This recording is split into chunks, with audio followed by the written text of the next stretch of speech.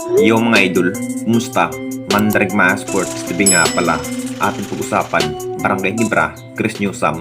Matutuloy pa nga ba ito sa kupunan ng Barangay Nibra at ang plano ni Coach Tim para kay Ralph ko? Pero bago na nga yan, kung bago ka pa lang sa aking channel, huwag mong kalimutan mag-subscribe at i-click ang notification bell para lagi kang updated sa ating latest upload pa natin. Pero ating talakayin, una natin pag-usapan, subukas na nga ang mapapalaban ng ating Barangay Nibra laban nga sa kupunan ng TNT Tropang Giga. Talagang mas mailalagay pa rin ang kupunan TNT Tropang Giga sa alanganin kung matalo pa nga ito sa kupunan ng Barangay Nibra at secured na nga ang playoffs ng ating Barangay Nibra, pero hindi pa rin magpapabaya sa laban. Ang plano pa rin ng ating Barangay Nibra, kung matapos na nga ang conference, mas lalo pang palakasin nga ang kupunan ng Barangay Nibra at balak pa rin na kunin nga si Chris News sa mga idol ng Barangay Nibra. Alam naman nating lahat, matagal na nga ang ipinaplano ng ating Barangay Nibra na makuha nga si Chris Newsam, pero hindi pa rin basta-basta na makuha lang si Chris Newsam mga idol dahil malaking papel pa rin ang kanyang ginampanan sa kampo ng Meralco. Pero interesado pa rin ng management na mapupunta nga si Chris Newsam sa kampo ng Barangay Nibra sakaling magre-retiro na nga ang isa pang veterans player na si Eli Tenorio. Si Chris Newsam nga ang bilang kapalit kay Eli Tenorio mga idol bilang gunner at guard ng Barangay Nibra. Mas magandang player rin si Chris Newsam mga idol, all-around player nga. Ito ang nasabing star player ng Meralco na si Chris Newsam.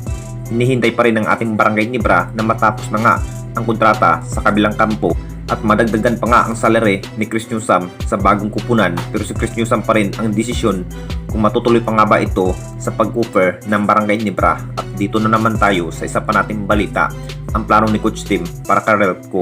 Alam naman nating lahat mga idol, mainit sa mata nga ang bagong rookie na sa Ralph ko mga idol dahil sa kanyang ipinakitang magandang laban, partikular laban niya sa kupunan ng Northport Batang Pier. Nakita naman nating lahat mga idol sa bawat laban nga ni Ralph ko last PBA on tour. Hindi na nga ito nabigyan ng pansin para makapaglaro man sana sa loob ng basketball court. Talagang masasabing playing time lang talaga ang kulang para sa bagong rookie na si Ralph ko mga idol.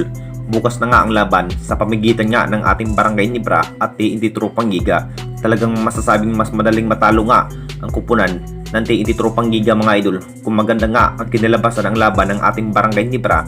Ang plano pa rin ni Coach Tim mga idol na sa Ralph ko nga ang bilang gunner at magdadala sa opensiba para madaling matambakan niya ang TNT Tropang Giga kung sakaling magtutuos na nga ito sa laban.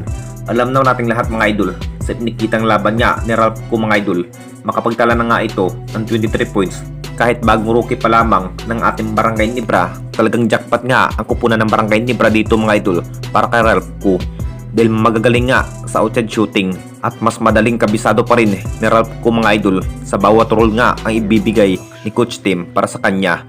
Anong masasabi ninyo mga idol tungkol sa ating video?